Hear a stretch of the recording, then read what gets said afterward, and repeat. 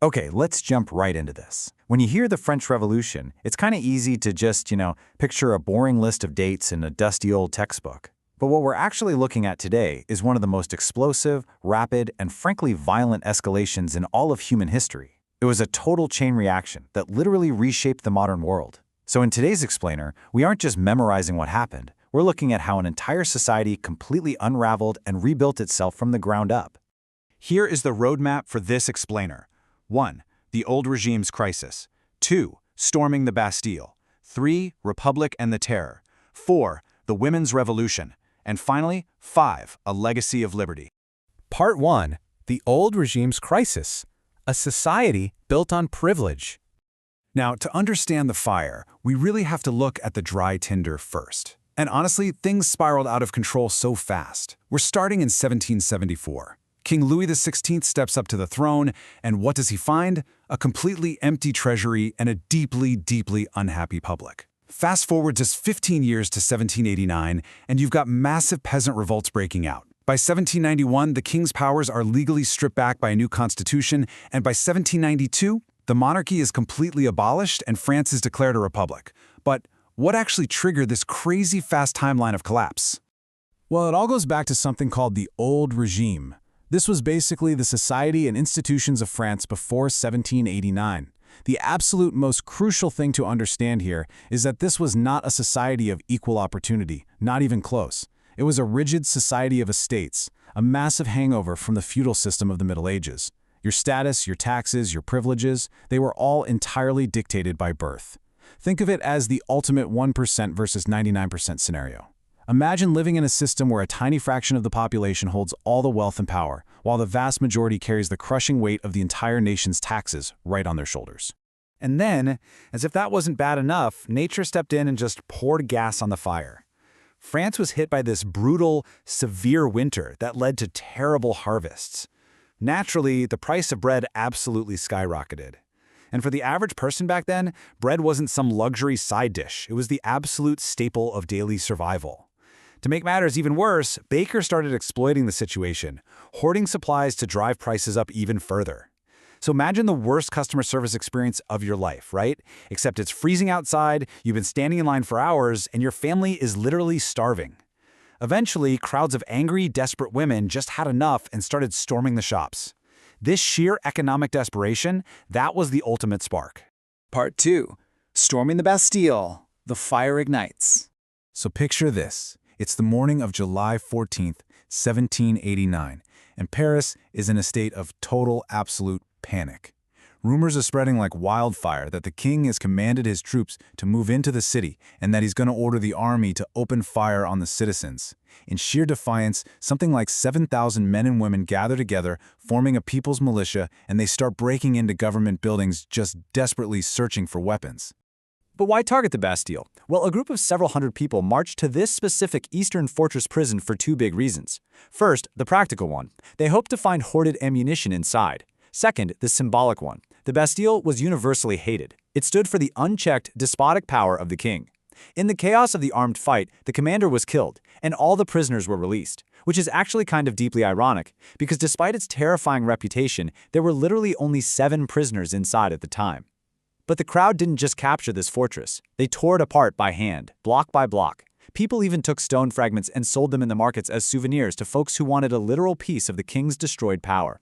You honestly just can't make this kind of historical trivia up. Part 3. Republic and the Terror. The fall of the monarchy. The fall of the Bastille was really just the opening act. The escalation over the next few years was dizzying.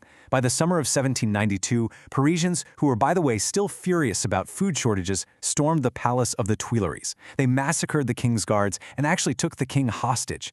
By late 1792, the royal family was officially imprisoned and new elections were held. And this was huge. All men 21 and older got the right to vote, entirely regardless of their wealth. Finally, on September 21, 1792, this newly elected assembly, called the Convention, completely abolished the monarchy and officially declared France a republic. This new radical regime, heavily influenced by a political club known as the Jacobins, started passing these sweeping, massive reforms. One of the most radical social reforms of the entire era was the abolition of slavery in the French colonies. Up until then, major French cities like Bordeaux and Nantes had grown incredibly wealthy off the brutal triangular slave trade. They were supplying Caribbean colonies like Martinique, Guadeloupe, and San Domingo to harvest sugar, coffee, and indigo. So entirely abolishing this practice was a monumental, albeit temporary shock to the whole global economic system of the time. Right, so here's where I want to hit pause on the timeline for a second. We've talked a lot about the rights of men and fraternity, but we really need to ask a critical question here. Did women actually have a revolution? Part 4. The Women's Revolution, Demanding Equality. Remember those angry women in the bakery queues we talked about a minute ago? Well, they didn't just protest in Paris. A massive crowd of women actually marched all the way to Versailles on October 5th, 1789, and they successfully forced the king to come back with them to Paris. They were right there on the front lines, starting their own political clubs and demanding real action. But despite all this intense, on-the-ground participation, the new Constitution of 1791 completely excluded them from basic political rights. And the pushback these women faced from the quote-unquote revolutionary government, it was incredibly intense. Just listen to this quote from a Jacobin politician named Chalmette in 1793. He used this to justify shutting down women's political clubs, publicly stating, "Shameless are those women who wish to become men. Have not duties been fairly distributed?" During the Reign of Terror, the government went as far as banning women's political activities entirely, and many prominent, outspoken women were arrested or even executed. But women fiercely resisted this hypocrisy. One of the most brilliant examples of this pushback came from Olympe de Gouges. When the famous Declaration of the Rights of Man and Citizen completely left women out, she basically said, "Fine, I'll write my own." In 1791, she published the Declaration of the Rights of Woman and Citizen, boldly declaring that woman is born free and remains equal to man in rights. Tragically, because of her outspoken criticism of the Jacobin government and her relentless demands for equality, she was tried for treason and executed. And crazy enough, it wouldn't be until 1946 that French women finally won the right to vote. Part 5. A Legacy of Liberty. The World Transformed. Even though the Reign of Terror was horrific, the core concepts of the revolution, freedom and equality before the law, managed to survive. We actually see this beautifully captured in allegories of liberty, painted by artists like Nanine Vallon. It was one of the rare moments from this period where the revolution temporarily opened up spaces for women to actually train and exhibit their art in the salon. Her work perfectly symbolizes those enduring ideals.